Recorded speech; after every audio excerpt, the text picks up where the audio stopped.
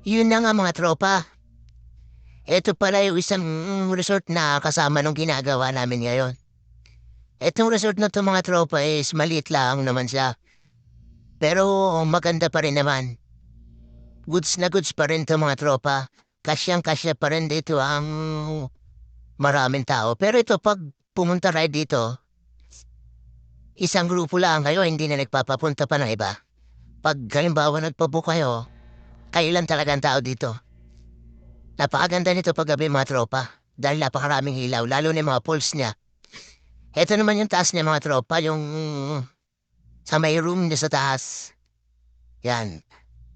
Napakasarap tumambay dito mga tropa, lalo na kung gabi dahil napakalamig na simoy ng hangin dito. Dahil ang makikita mo dito yung mga puno, mga gubat pa yung likod niya. Yung mga puno ng saging. Sa bandang area naman dito sa kabila, medyo may bahay-bahay dyan.